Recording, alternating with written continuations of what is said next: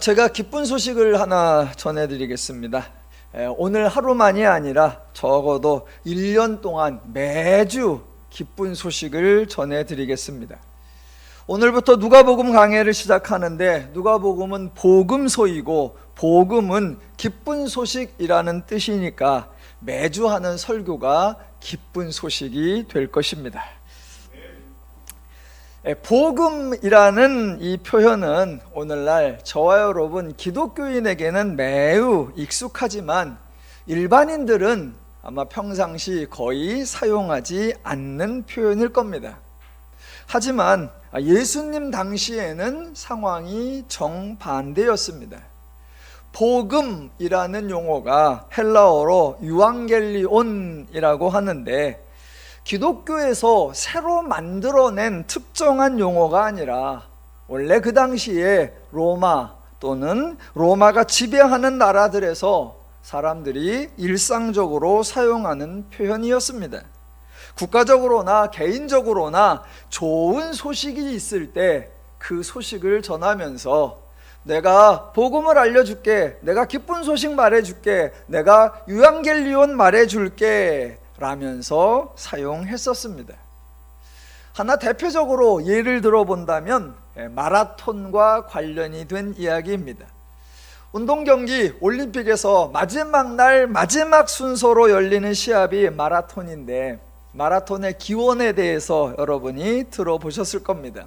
페르시아가 아테네를 공격하게 되어 그리스의 마라톤 평원에서 전쟁이 있었는데, 질 것 같았던 아테네가 승리를 하였고, 한 병사가 그 소식을 전하기 위해 42.195km를 뛰어갔다라는 전설이 있었습니다. 자, 사람들이 우리가 이겼을까 졌을까 조마조마한 마음으로 전쟁 결과를 기다리고 있을 때에 그 병사가 뛰어와서 이겼다라고 말한 소식, 말 그대로 기쁜 소식, 복음 유앙겔리온이었습니다. 또 다른 예로는 그 당시에 황제가 새로 바뀌면 황궁에서 어떤 사람이 나와서 유앙겔리온을 선포하노라, 오늘 새로운 황제가 등극하셨다라고 말하거나, 또 어느 날 궁정에서 사람이 나와서 유앙겔리온을 선포하노라, 오늘 황후께서 아들을 낳으셨도다 라고 하는 말들, 그 유앙겔리온이 복음, 기쁜 소식이었습니다. 예수님이 활동하던 시대에 이스라엘에서는 로마의 지배를 받고 있었으니까 헬라어가 사용되고 있었지만, 백성들 사이에서는 주로 아람어가 통용되고 있었고, 그들의 본래의 언어는 히브리어였습니다. 복음을 의미하는 헬라어가 유앙겔리온이었는데, 백성들 사이에서는 기쁜 소식을 의미하는 히브리어가 또한 통용되고 있었습니다. 히브리어로는 베소라라고 하는데, 성경에 나오는 구절을 하나 읽어드리면 이사야 40장 9절, 아름다운 소식을 시온에 전하는 자여 라는 구절의 아름다운 소식. 이사야 52장 7절, 좋은 소식을 전하며 평화를 공포하며 복된 좋은 소식을 가져오며 라는 구절의 좋은 소식, 복된 소식이 베소라, 즉 복음에 해당하는 표현들이었습니다. 그러니까 예수님 당시에는 아람어이든 히브리어이든 헬라어이든 복음이라는 용어, 기쁜 소식이라는 표현이 매우 일상적이었다라는 겁니다. 제가 복음이라는 단어 뜻을 좀 살펴보기 위해서 인터넷으로 검색을 하다가 조금 놀랐습니다. 여러분도 직접 한번 검색을 해보시면, 저는 일반적 뜻이 먼저 나오고 기독교적 의미가 저 두 번째나 세 번째 어디 나올 것으로 예상을 했어요. 그랬는데 검색을 실제로 해보니까 첫 번째 1번의 해석의 의미가 그리스도께서 죽음으로써 인류를 구원한다는 기쁜 소식이라고 나오고, 두 번째에 기본 의미로 복되고 반가운 소식이라고 나왔습니다. 그걸 보면서 이제 복음이라는 용어는 기독교의 전문 용어였지만 조금씩 범위가 확장되고 있구나라는 생각이 들었습니다. 여하튼 복음은 기쁜 소식, 복된 소식이라는 의미다라는 겁니다. 언어마다 특징이 있고 문화마다 다양성이 있는데 알면 재미가 있고 성경을 이해하는 데도 도움이 됩니다. 우리나라에서는 사람의 이름을 부를 때에 앞에 성을 붙이고 다음에 이름을 붙여서 저 같은 경우 곽면근이라고 하고, 미국에서는 이름이 앞에 나오고 성이 뒤에 나와서 면근콱이라고 하지요. 하지만 구약에 등장하는 고대 중근동 지방이나 복음서에 나오는 예수님 당시 이스라엘에서는 사람들에게 성씨가 없었습니다. 지금도 아랍이나 중동 지역에서는 성씨가 없는 것으로 알고 있습니다. 그래서 아브라함이라고 하면 성이 아시고 이름이 브라함이 아니라 그냥 이름만 아브라함입니다. 아브라함의 아들이 이삭인데 아이삭 아니고요, 아브라함의 손자가 야곱인데 아야곱 아니고요, 그냥 아브라함, 그냥 이삭, 그냥 야곱입니다.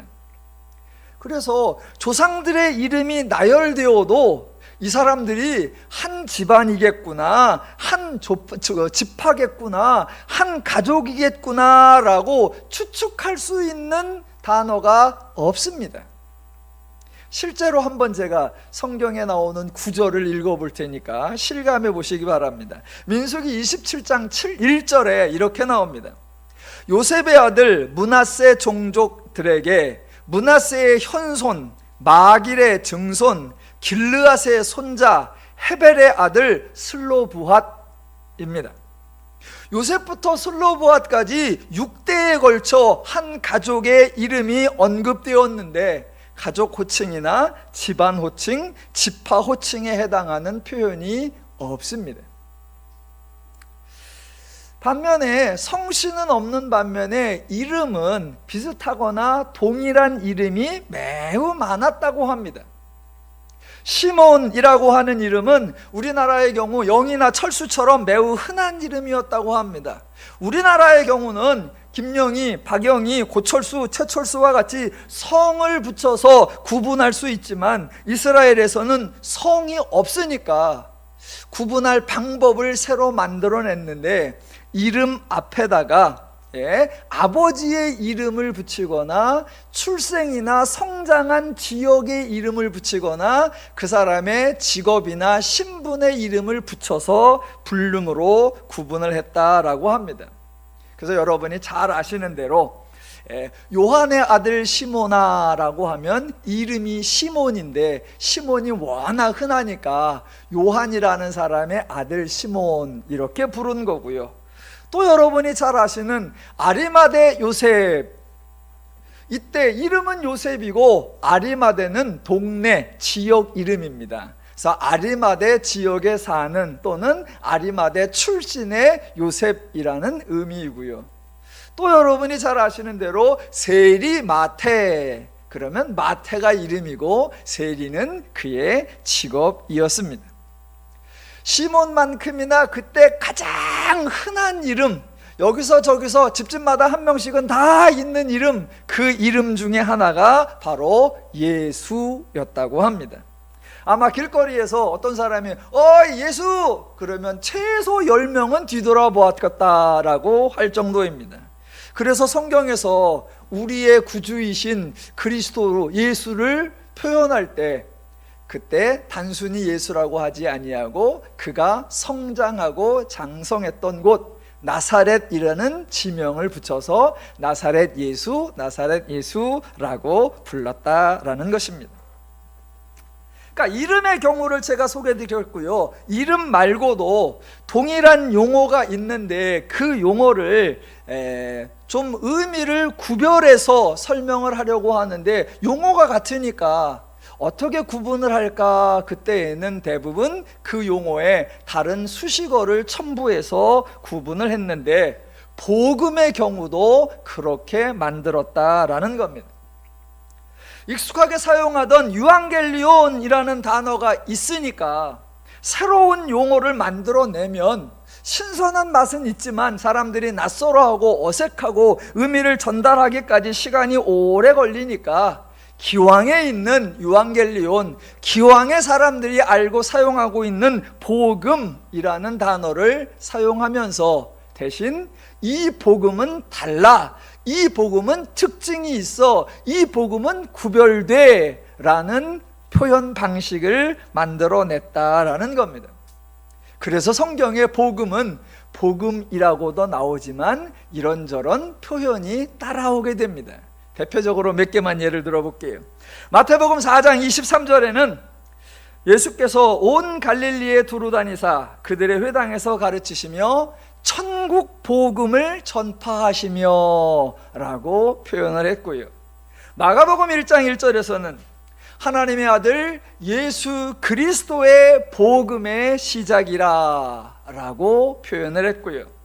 누가복음 4장 43절에서는 예수께서 이르시되 내가 다른 동네들에서도 하나님의 나라 복음을 전하여야 하리니 라는 표현을 사용했고, 로마서 1장 1절에서는 예수 그리스도의 종 바울은 사도로 부르심을 받아 하나님의 복음을 위하여 택정함을 입었으니 라고 표현을 했던 겁니다. 복음은 복음인데 세상의 복음과 달라라는 방식을 하나님의 복음, 하나님 나라의 복음, 천국 복음이라고 수식어를 붙여서 표현한 겁니다. 예전에 제가 교회라고 하는 용어도 한번 설명을 드렸었습니다. 교회가 헬라어로 에클레시아라고 하는데 기독교 전문 용어가 아니라 당시 사람들의 모임이나 집회 등을 설명하는 용어였습니다. 그래서 저기에도 에클레시아가 모이고 있고 이쪽에 성도들도 에클레시아로 모여 있으면 똑같은 에클레시아니까 구분을 어떻게 했느냐? 아주 대표적인 거, 고린도전서 1장 2절, 고린도에 있는 하나님의 교회에게 편지하노니. 에클레시아는 에클레시아인데 사람들의 에클레시아 아니고, 로마의 에클레시아 아니고, 배드민턴 에클레시아 아니고 하나님의 에클레시아다라고 표현하는 방식, 이게 성경이 용어를 소개하는 패턴이었습니다. 저는 성경이 복음을 표현할 때 아주 지혜롭게, 아주 현명하게 전략 접근했던 것 같다라고 생각이 듭니다. 그래서 이 기독교가 설명하는 표현을 들어보면 복음의 특징이 딱 드러나게 돼 있습니다. 천국 복음, 예수 그리스도의 복음, 하나님의 나라 복음, 하나님 복음, 이 표현들에는 하나님의 복음, 이 복음의 출처, 이 복음의 기원, 이 복음의 근원을 특별하게 강조한 것입니다. 이 복음은 세상에서 난 것이 아니고 사람들이 만들어낸 것이 아니다. 철저하게 하나님에게서 기원한 기쁜 소식이고, 하나님이 만들어낸 좋은 소식이고, 하나님이 인간에게 선물로 주는 복된 소식이다 라고 강조를 한 것입니다. 그런 의미에서 저는 지금 이 네 권의 복음서 책 제목이 조금은 불편하고 좀 아쉽습니다. 우리는 네 권의 복음서를 가지고 있는데 마태복음, 마가복음, 누가복음, 요한복음이라고 합니다.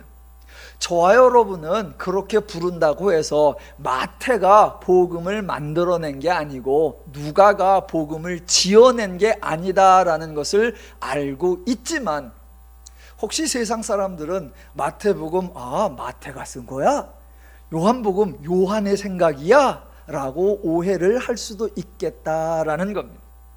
그래서 어떤 성경 번역본들은 마태복음이라고 하지 않고 마태가 전한 복음, 마가가 전한 복음이라고 제목을 붙이기도 하고요. 또 어떤 번역본에서는 마테오의 복음, 마르코의 복음, 누가의 복음 이라고 소개를 하기도 하는데, 여하튼 혹시라도 사람 이름이 붙어서 사람이 만들어낸 것으로 오해가 발생하지 않을까 조금 염려가 됩니다. 원래는, 애초에는 복음서에 제목 자체가 없었습니다. 누가 썼는지도 언제 썼는지도 잘 몰랐습니다. 그런데 복음서가 쓰여졌고 일정 기간이 지난 후 네 권의 복음서가 모여졌고 그 복음서를 순서대로 배치하게 되었고 편의를 위해 제목을 붙이다가 어느 순간부터 마태, 마가, 누가, 요한복음이라고 정해져 버렸습니다. 네 권의 복음서가 대략 모두 2000년 전 기록되었고 그 당시에는 저작권에 대한 개념이 없었기에 복음서 어디에도 내가 저자다라고 자기 이름을 표시하지 않았습니다. 또 마태, 마가, 누가, 요한복음 중에 여러분이 아시다시피 마태, 마가, 누가는 내용상 유사한 내용이 많습니다. 한 절반 이상이 중첩됩니다. 그래서 학자들이 연구하기를 세계는 공통적 내용이 많으니까 요 세 권을 공관복음이라고 부르자라고 하기도 하고요. 그 중에 제일 짧은 책이 마가복음이니까 원본이 마가복음이고 마태가 마가복음을 가져다가 약간의 내용을 추가해서 마태복음을 만들었고 누가가 마가복음을 가져다가 약간을 보완해서 누가복음을 만들었다라고 얘기도 합니다. 그렇다고 해서 어느 누가 마태나 누가에게 왜 마가복음을 표절했냐라고 문제 삼지도 않습니다. 그 당시에는 저자의 개념, 표절의 개념이 없었습니다. 그래서 저는 복음서 기자들이 참 지혜로웠다라고 하는 겁니다. 저자, 기록자 이름을 밝히지 않고 그저 천국 복음, 예수 그리스도의 복음, 하나님 나라의 복음, 하나님의 복음이라고 표현한 것이 정말 절묘하고 기가 막혔다라고 생각합니다. 그래서 그냥 그렇게 부르면 좋지 않을까. 마태복음에서는 주로 천국복음이라고 하고 마가복음에서는 하나님 나라의 복음이라고 하니까 그냥 마태복음 그러지 말고 천국복음 1장 1절 보겠습니다, 하나님 나라의 복음 3장 5절 보겠습니다, 이러면 더 좋지 않을까. 제가 제목을 좀 바꿔볼까 고민을 했어요. 아니면 순서대로 제1복음, 제2복음, 제3복음, 그러면 또 그게 어떤 레벨이 나누어지는 것 같고 제가 고민을 많이 했는데 제 고민이 무슨 의미가 있겠어요. 그냥 알려진 대로 마태복음, 마가복음, 누가복음, 요한복음이라고 하겠습니다. 자, 여하튼 누가복음을 살펴보는데 가장 기본적인 개론만 한번 살펴보면 누가복음 누가 썼을까요? 일단 서문이라고 알려져 있는 1절부터 4절을 다시 한번 읽어보겠습니다. 누가 썼는지, 누구에게 썼는지 한번 찾아보시기 바랍니다. 우리 중에 이루어진 사실에 대하여 처음부터 목격자와 말씀에 일꾼된 자들이 전하여 준 그대로 내력을 저술하려고 붓을 든 사람이 많은지라.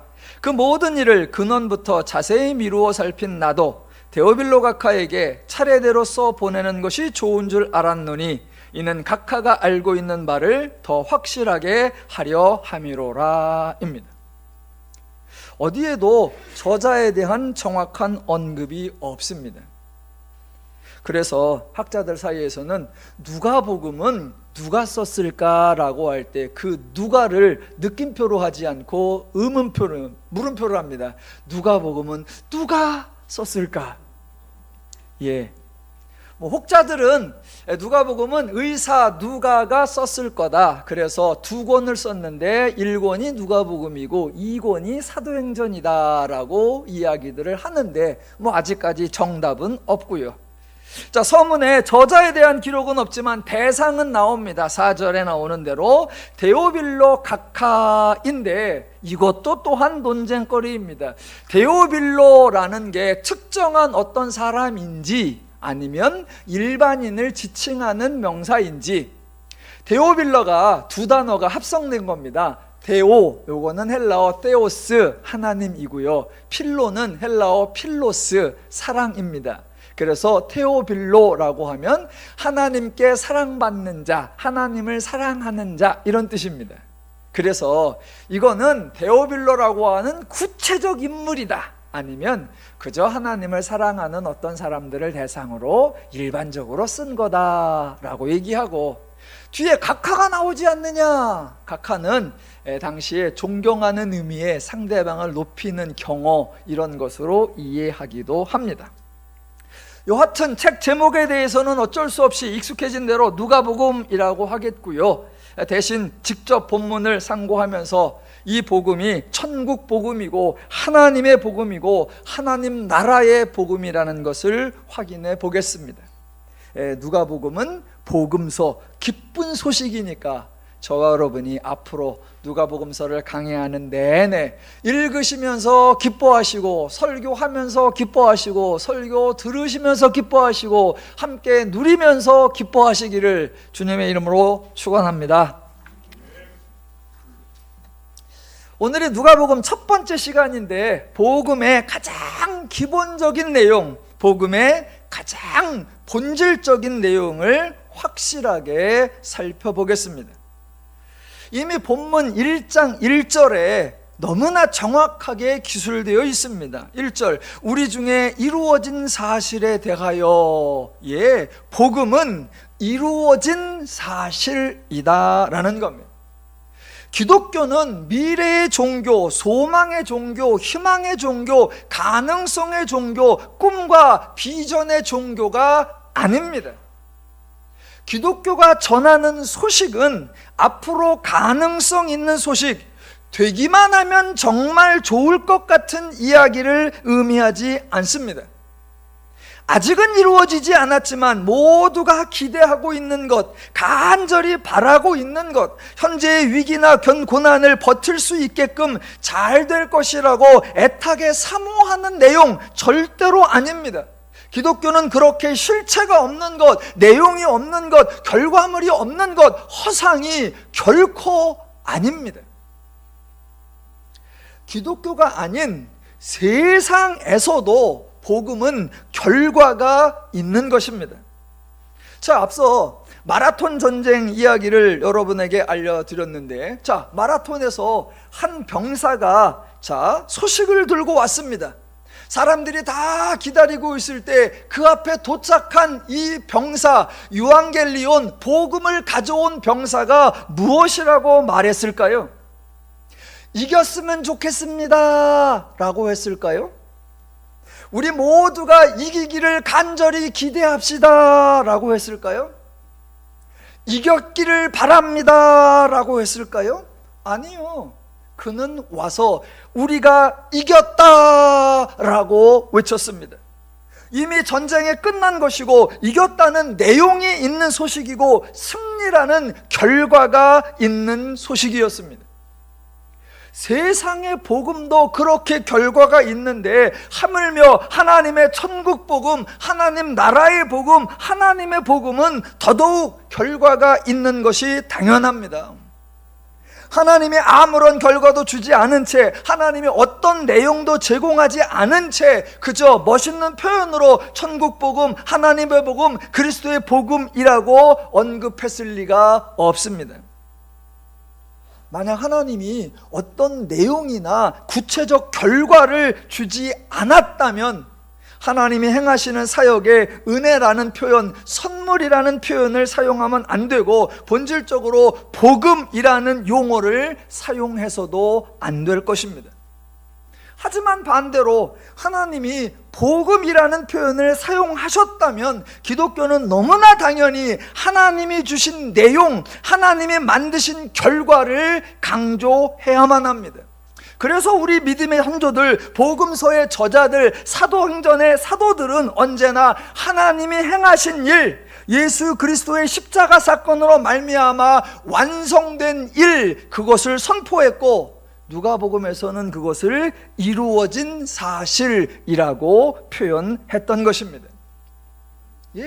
복음은 이루어진 사실입니다.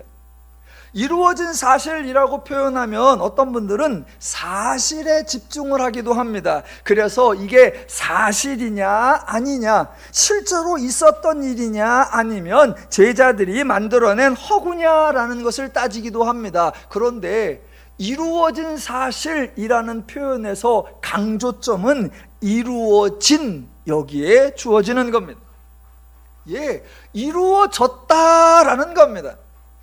이것은 예수에 관한 이야기가 옛날에 있었다, 그런 의미 아니고요. 예수 사건은 실제로 발생한 거였어, 그런 의미 아니고요. 옛날에 있었고 지금은 끝났어, 아니고요. 그래서 다 지나간 일이야, 그런 의미 아닙니다. 본문에 나타난 이루어진, 이것은 말 그대로 이루어진 또는 성취된 또는 완성된 또는 충분히 채워진 이라는 뜻입니다. 어쩌다 있었던 일이 아니라 계획된 일이 성취되었고, 우연히 발생한 일이 아니라 뜻에 따라 완성되었고, 이례적 사건으로 끝이나 지금은 지난 이야기가 아니라 지금까지도 그 일의 열매, 그 사건의 결과가 여전히 지속되고 있다라는 뜻입니다. 예, 기독교의 복음은 이루어진 일, 완성된 사건, 성취된 열매가 있는 사건이고요. 그 복음을 하나님의 복음이라고 표현하는 겁니다. 왜요?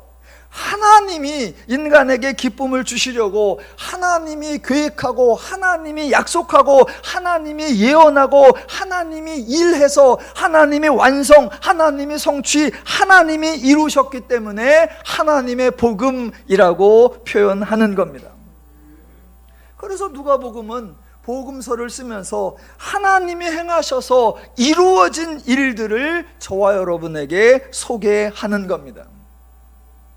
그렇게 하나님이 이루셔서 열매, 결과를 만들어내셨고 그 열매와 결과를 인간에게 선물로 주셨습니다. 그러면 인간은 뭐 해야 됩니까? 예, 그걸 받는 것이고 내가 받은 게 무엇인지를 아는 것이고 받은 것을 누리는 것이고 그것으로 인하여 신나고 즐겁고 행복하게 하나님 나라를 누리며 사는 것, 그것이 저와 여러분의 역할입니다. 누가복음을 통해서 과연 하나님이 무엇을 이루셨고 과연 우리는 무엇을 누려야 하는지 앞으로 계속 확인해 볼 것입니다. 제가 지금 기독교의 두 가지 특징을 말씀드린 겁니다.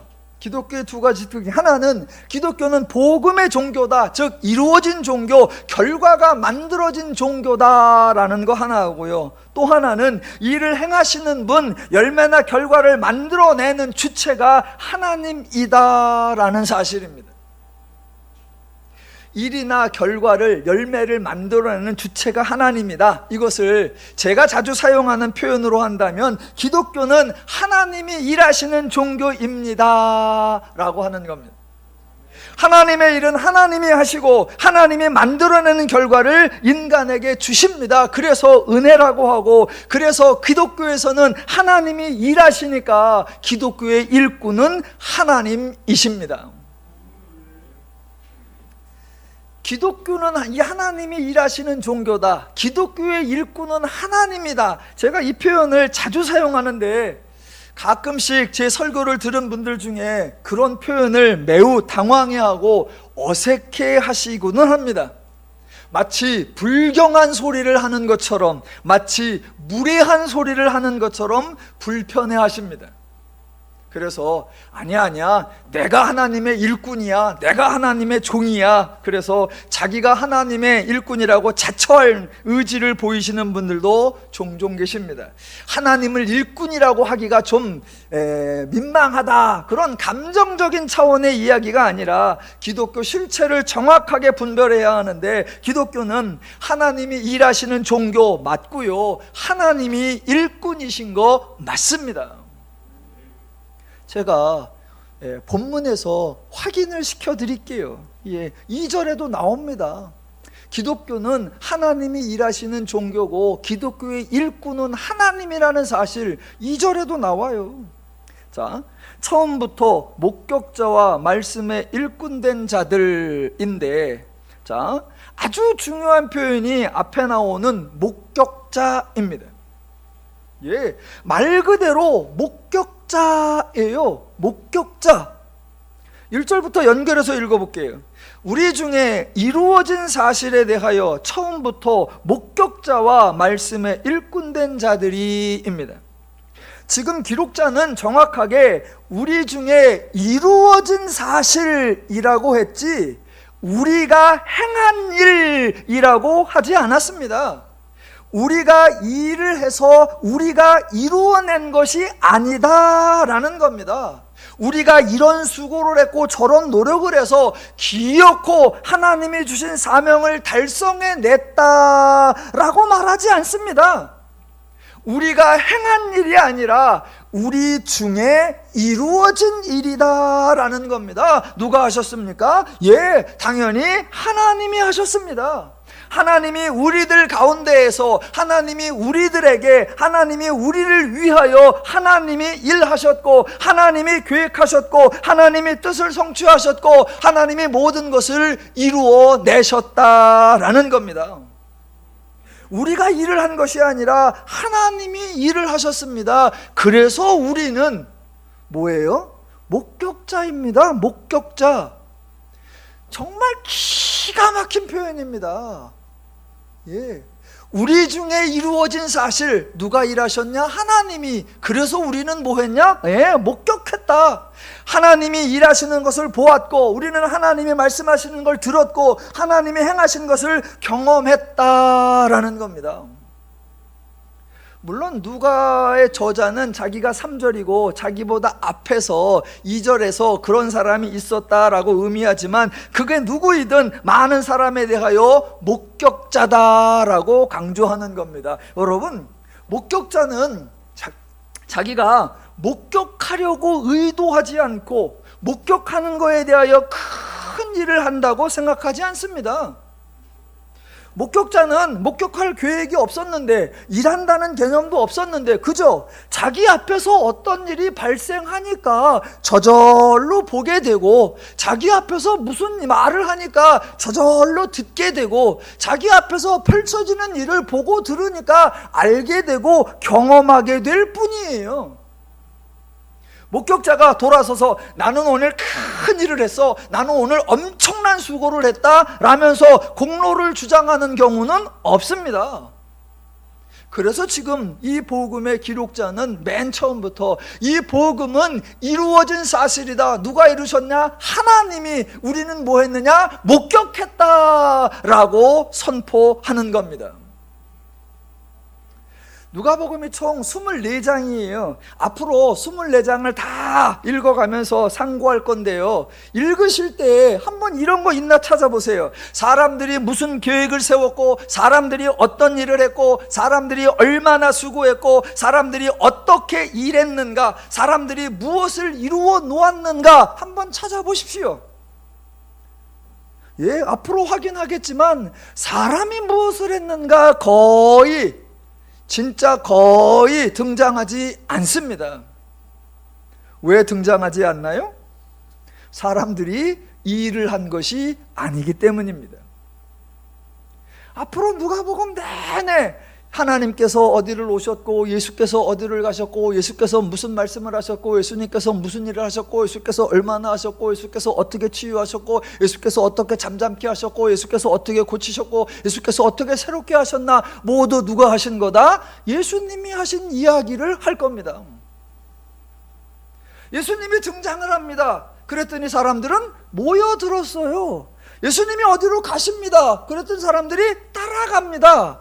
사람들이 주체적으로 행하는 게 없습니다. 사람들이 예수님이 말씀하십니다. 사람들이 듣고요. 예수님께서 치유하십니다. 그러니까 치유되고요. 예수님께서 잠잠케 하십니다. 그랬더니 편안히 자고요. 예수님께서 오병을 행하시니까 그저 먹고요.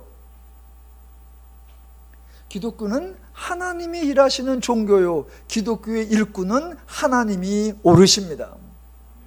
예, 그래서 복음서 기자는 우리 중에 이루어진 사실이다, 하나님이 행하셨고 우리는 그 하나님이 행하시는 일들을 본 사람들, 즉 목격자다라고 표현하고 있는 겁니다. 자, 그 다음에 또 하나의 표현이 나오는데 번역이 조금 아쉽고 그래서 꽤나 오해가 발생하는 표현입니다. 목격자 다음에 나오는 말씀에 일꾼된 자들이라고 합니다. 제가 왜 아쉽다고 했는지, 왜 오해가 발생한다고 했는지 예상이 되시죠? 그러니까 사람들은 하나님이 일꾼이라는 이 표현을 참 수용하기도 힘들고 용납하기도 힘들고 인정하기도 힘들어 하십니다. 그만큼이나 사람이 하나님의 일꾼이 아니다라는 것을 내려놓기도 힘들어하시고 포기하기도 힘들어하십니다. 그러니까 기독교인이면서도 정작 기독교의 가장 중요한 특징을 인정하거나 수용하지 못하시는 겁니다. 하나님이 일꾼이라는 개념과 사람이 일꾼이라는 이 두 가지 개념은 양립할 수 없습니다. 둘 중에 하나만 성립이 되는 겁니다. 지금까지 설명드린 대로 하나님이 우리 중에 일하셨고 우리는 하나님이 일하시는 것을 목격한 사람들이라면 하나님이 일꾼인 것이 맞고 사람은 일꾼이 아닌 것이 옳습니다. 그래서 여기에 말씀의 일꾼이라는 표현이 사실은 적절하지 않습니다. 자, 좀 더 중복되는 내용이 있지만 추가적으로 설명을 해볼게요. 지금 누가복음의 기록자는 우리가 이루어낸 일에 대해서 말하지 않았고 동시에 우리가 행할 일에 대해서도 언급하지 않습니다. 하나님이 일꾼이셔서 지금까지는 하나님이 일하셨어. 그래서 하나님이 이루어내셨어. 그런데 지금부터는 우리가 일꾼이 되어서 우리가 이런 일을 행해야 돼 라고 말한 게 아닙니다. 하나님이 행하신 일이지 우리가 행한 일이 아니다. 마찬가지로 앞으로도 하나님이 행하시는 거지 이제부터는 우리가 행할 일이라고 말하지 않는다라는 겁니다. 그래서 이 복음서를 기록한 목적이 3절과 4절인데 자, 목적이 뭔지 한번 읽어보십시오. 제가 읽어볼게요.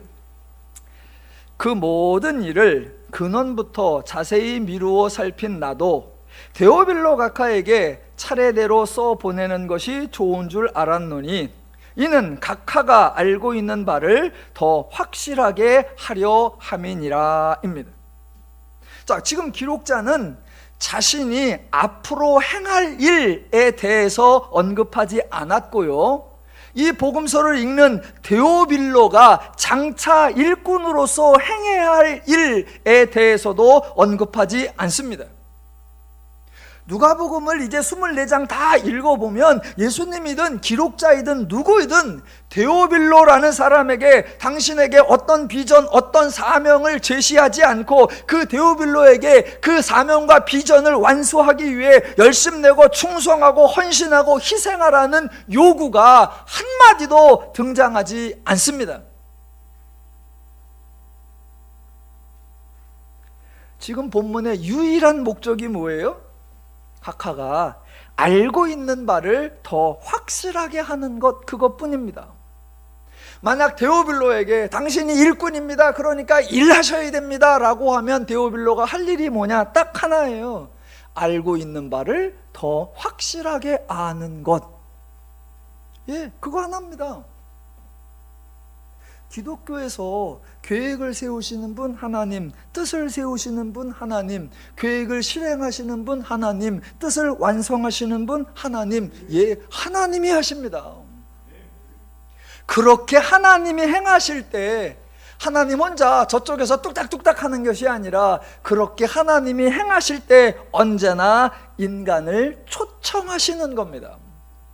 제가 자주 사용한 표현, 하나님이 뜻과 일을 정해놓고 인간에게 그 일을 시키려고 인간을 동원하시는 것이 아니라 하나님이 행하시는 일을 보라고, 하나님이 말씀하시는 것을 들으라고, 하나님이 만들어내신 것을 누리라고 하나님이 인간을 초청하신다라는 겁니다.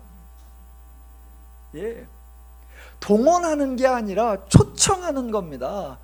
하나님은 말씀하고 인간은 일해라가 아니라 너는 듣고 하나님이 일하시고 하나님이 만들어 오는 결과, 하나님이 만들어 오는 혜택, 하나님이 만들어 오는 유익, 그거 다 너 가지고 네가 누리고 네가 즐거워하면 너 행복해라 라고 하나님이 인간을 초청하신다라는 사실입니다. 그래서 하나님은 혼자 하지 않습니다. 늘 인간의 있는 곳에서 오시고 인간이 보는 곳에서 하시고 인간이 들을 수 있는 곳에서 말씀하시고 인간에게 구체적으로 적용되는 일들을 하십니다. 왜? 그래서 인간이 보라고, 인간이 들으라고, 인간이 알으라고, 인간이 누리라고, 인간이 즐기라고, 인간이 그 유익을 맛보라고 하나님이 그렇게 하시는 겁니다. 그래서 인간은 하나님의 일을 대행하는 일꾼이 아닙니다. 그렇다고 해서 하나님이 일하실 때 그 옆에서 그 일을 보조하거나 그 일을 돕는 동역자도 아닙니다. 일은 전적으로 하나님이 하시는 거고 그 하나님의 일에 참여하여서 그 하나님의 일을 보고 듣고 경험하고 혜택을 누리는 자, 그게 하나님과 인간의 관계입니다. 그래서 본문에서는 하나님이 이루시고 우리는 목격자였고 지금은 뭐다? 그 말씀의 참여자요, 그 말씀의 혜택자요, 그 말씀의 수혜자다라고 해야 옳습니다. 그런데 모두가 일꾼이라는 개념에 너무나 판에 박혀서 번역을 일꾼이라고 했어요. 제가 번역을 참 여러 군데를 뒤져봤습니다. 한 15개 정도 번역을 해보니까 우리나라 번역본들은 대부분 일꾼, 종이라고 번역을 했고요. 영어 성경은 대부분 서번트라고 번역을 했고요. 딱 하나만 어텐던트, 참석자, 참여자라고 번역을 했어요. 그래서 천만다행, 나 같은 생각을 가진 사람이 하나는 있구나. 예, 그것을 바울 때문에 오해가 되기도 하고 바울 때문에 풀어지기도 합니다. 이 바울이 자기를 고백할 때마다 서신서 맨 앞에 하나님의 종, 하나님의 일꾼된 나 바울은, 바울이 종이라고 바울이 일꾼이라고 하는데 누가 바울보다 잘나서 나는 아니요 그러겠습니까? 바울이 그래 놓으니까 하여튼간 우리 모두에게 우리는 다 종이고 우리는 다 일꾼이다. 그랬더니 조금 더 몰아붙여서 우리는 다 노예다, 우리는 다 머슴이다. 종이고 노예고 머슴이기 때문에 이 일꾼은 자기 주장이 없는 거고 죽으려면 죽고 살려면 죽고 가가면 가고 뭐 하는 거다. 아니요, 바울이 그런 의도로 한 게 아니에요. 이제 나중에 누가복음의 중간에 탕자의 비유에서 나올 때 그 집 나갔던 탕자가 돌아올 때 하는 말이잖아요. 자기는 아들이에요. 그런데 자기 행한 짓거리가 아들답지 못했어. 그래서 돌아오기가 민망하니까 아들이지만 아들답지 못하는데 종으로라도 받아주기만 하면 너무 과분하겠다라고 아들인데도 자기를 종이라고 표현을 한 거예요. 그런 심정으로 바울이 자기가 예전에 했던 짓을 보면 전혀 아들답지 못했고 종으로라도 참 과분합니다 라는 표현으로 바울이 나는 하나님의 종이다, 나는 하나님의 일꾼이다 라고 한 거예요. 기억하셔야 되는 건 바울이 나는 하나님의 종이다, 나는 하나님의 일꾼이다 라고 말한 적은 있는데 하나님이 너는 하나님의 종이다, 너는 하나님의 일꾼이다 라고 말한 적은 없습니다.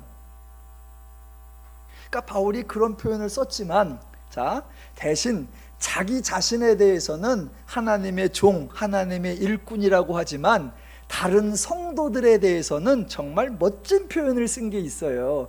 그게 갈라디아서 4장 7절을 보시면 이런 구절이 있습니다. 그러므로 내가 이후로는 종이 아니요 아들이니 아들이면 하나님으로 말미암아 유업을 받을 자니라입니다.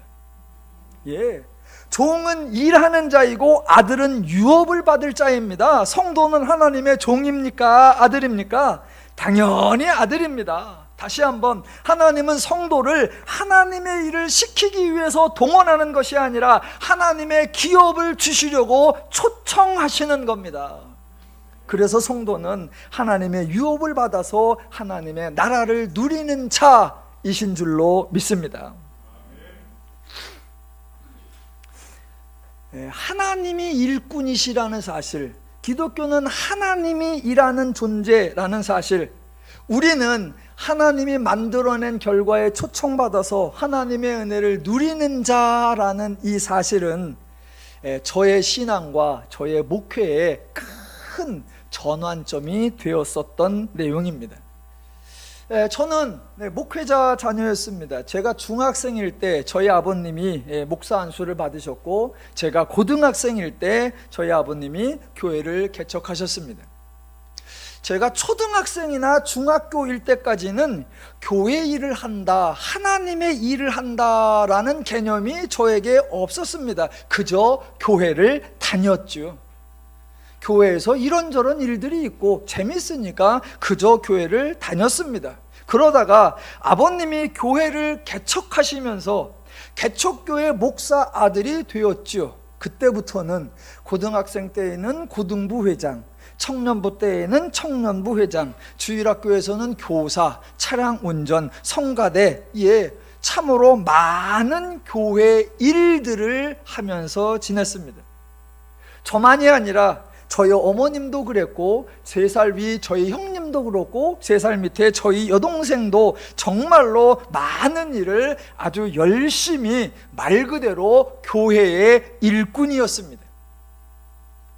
저의 학창시절, 저의 청년시절을 한마디로 표현하라라고 한다면 교회 일을 했다, 그게 다일 겁니다. 교회 일을 했다. 학생시절, 청년시절에 제가 사생활을 가져본 적이 없고 어디 다른 데를 가본 적이 없습니다. 심지어는 차라리 학교는 안 가도 교회 일을 하고 학교 행사는 포기해도 교회 일을 했지요. 그래서 저의 청년시절은 한마디로 교회 일을 한 사람이에요. 믿음이 출중하고 신실해서가 절대로 아니었습니다. 그렇다고 교회를 하면서 힘들다는 생각도 별로 하지 않았고, 가능하면 일을 줄이거나 일에서 빠져야겠다라는 생각도 별로 하지 않았었습니다. 왜냐하면 그것은 교회의 일이었기 때문이 아니라 아버지가 목회를 하시고 그 아버지 목회 일은 우리 집안의 가업이었기 때문에 저는 가업을 돕는다, 그런 심정이었습니다. 정말로 교회에서 많은 일을 했습니다. 지금 제 아들이 우리 교회에서 하고 있는 것과는 전혀 차원이 다릅니다. 그러다가 제가 신학대학원에 입학을 했는데, 신학대학원에 들어와 보니까 1년 휴학하고 통틀어 4년을 다녔는데, 그 4년 동안 신학교에서는 온통 주변의 모든 사람들이 입에 달고 사는 말이 있더라고요. 수업을 하면은 교수님께 들어오셔서 강의하시면서 입에 달고 하는 말, 채플에 참석하면 설교하러 오신 목사님들이 입에 달고 하는 말, 친구들하고 대화를 하면 각 교회의 교육 전도사님이신 그 친구들이 입에 달고서 하는 말 등간 온통 4년간 그 학교에서 내내 듣던 그 말이 뭐냐? 하나님의 종, 하나님의 일꾼이었습니다. 아주 하나님의 종, 하나님의 일꾼이라고 자기 스스로 쇠뇌를 하고 주변 사람들에 의해서 쇠뇌를 다 받습니다. 그래서 우리 모두는 하나님의 종이다, 우리 모두는 하나님의 일꾼이다. 그 다음에 나오는 거, 맡은 자들에게 구할 것은 충성이니라. 열심, 충생, 희생, 헌신, 포기, 아주 넌더리가 난다고 해야 되나요? 지긋지긋하다고 해야 되나요? 귀에 딱지가 생기도록 들었다고 해야 되나요? 아주 너무 많이 들었습니다. 그러니까 저는 신학대학원 들어오기 전에 이미 교회 일을 지긋지긋할 정도로 했거든요. 제 사생활이 없을 정도로 교회 일에 충만하게 살던 사람이었기 때문에 신학대학원에 와서는 이제 일 좀 그만하고 성경을 좀 배워야 되겠다라고 해서 갔더니 온통 하나님의 종, 하나님의 일꾼, 열심, 희생, 충성, 그 얘기만 계속 납니다. 그래서 그냥 혼자 생각에 일은 많이 했고 이번에는 대학원에 왔으니까 조금 성경을 배워봤으면 좋겠다, 그런 생각을 해서 그냥 할 수 있는 가장 쉬운 일, 할 수 있는 가장 편한 거, 그걸 하나 하기로 했는데 그게 뭐였느냐? 그냥 성경 읽기였어요. 제일 쉽잖아요. 그냥 읽으면 되잖아. 뭔가 이해하려고도 안 하고 고민하려고도 안 하고 깨달으려고도 안 하고, 그래서 내가 성경을 좀 많이 모르는구나, 사람들은 나를 전도사라고 부르는데 내가 성경을 잘 모르는구나, 그래서 일단 성경을 좀 읽어봐야 되겠다, 그래서 성경을 읽기 시작했습니다. 정독보다는 다독이죠. 우선 읽자, 일단 읽자, 무조건 읽자, 빨리 읽자, 많이 읽자, 그냥 읽자, 또 읽자, 또 읽자. 예, 그래서 성경을 계속 읽었습니다. 성경을 읽다 보니까 그냥 저절로, 예, 제가 뭔가 심오한 연구를 하고 그걸 깨닫기 위해서 막 부르짖으며 애타게 노력을 한 게 아니라 그저 성경을 읽으니까 그냥 저절로 깨달아지는 게, 또는 발견해지는 게 하나 있었습니다. 그 읽어보니까 아브라함이 하나님을 찾아간 게 아니라 하나님이 아브라함을 찾아오셨더라고요. 그러니까 읽다 보니까 모세가 하나님을 찾아 길을 떠난 게 아니라 하나님이 모세에게로 오셨더라고요. 그저 읽어보니까 사무엘이 하나님의 뜻을 사모하며 간절히 구한 게 아니라 하나님이 그냥 말씀을 하셨더라고요. 그저 읽다 보니까 다윗이 왕이 되려고 비전과 꿈을 가진 게 아니라 하나님이 그냥 다윗에게 오셨더라고요. 아, 인간이 하나님을 향해 나아간 게 아니라 하나님이 인간에게 오셨구나. 읽어보니까 그냥 그래요. 또 읽으니까 아브라함이, 하나님의 아브라함을 찾아오셔서 아브라함아 너는 이것을 해라 라고 일거리를 주신 적이 없더라고요. 정반대로 아브라함아 내가 너에게 복을 주고 땅을 주고 아들을 줄게, 하나님이 하실 일을 말씀하시더라고요. 또 읽어보니까 하나님이 모세를 찾아오셨는데 모세가 할 일을 지시 명령하는 게 아니라 내가 너로 하여금 내 백성을 인도하여 내가 할게, 내가 너를 통해서 할게, 하나님이 하실 일이더라고요. 다윗에게도 하나님이 오셔서 너 몇 년 내에 왕이 되어서 나라를 근거에 세우고 영토를 확장하라 지시하신 것이 아니라 내가 너를 왕으로 기름 부어 세워서 네 나라를 견고하게 해줄게 라고 하시더라고요. 제가 그동안 목사님께 들었던 거하고 달라요. 여기서 말하는 목사님은 우리 아버지입니다.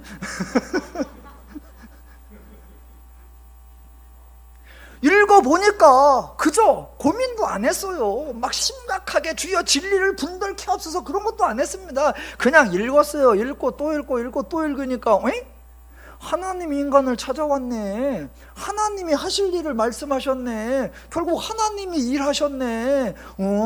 기독교는 하나님이 일하시는 종교구나. 제가 성경을 읽으면서 이런 생각이 드는 거예요. 그래서 옆에 있는 친구들한테 야, 기독교는 좀 다르다, 우리가 알던 거하고 달라, 하나님이 일하는 거고 하나님이 만들어낸 결과를 우리에게 주는 거야, 우리는 그저 누리면 되는 거야. 그랬더니 제 친구들이 전부 다 저를 이렇게 가소로운 듯 쳐다보면서 그게 지금 네가 건방져서 그래, 네 목회가 아니라 그래, 네 배가 불러서 그래, 네가 개척하면 눈앞에 등불이 떨어지면 확 달라질걸? 근데 개척해서 이러고 있어요. 성경을 읽어보니까 하나님이 일하셨고 인간이 그 하나님의 은혜를 받고 그 하나님의 복을 누린다. 그러면서 제가 목사 안수를 받았고 그러면서 제가 개척을 했고 그러면서 제가 목회를 하고 있으니까 그 말씀 그대로 선포하는 거고 그 말씀 그대로 교회에 적용하면서 그래서 목회가 즐겁고 신나고 행복합니다.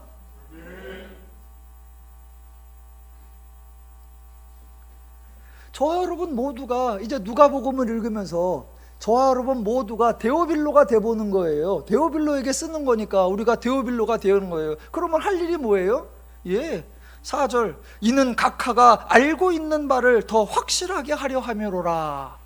누가복음을 읽어가면서 우리가 그동안 알고 있던 기독교에 대해서 바르게 알았다면 더 견고하게 알고, 혹시 잘못 알았다면 참되게 아는 새로운 깨달음이 있고, 이 복음으로 인하여 신앙이 즐겁고 믿음 생활이 행복해지시기를 주님의 이름으로 축원합니다.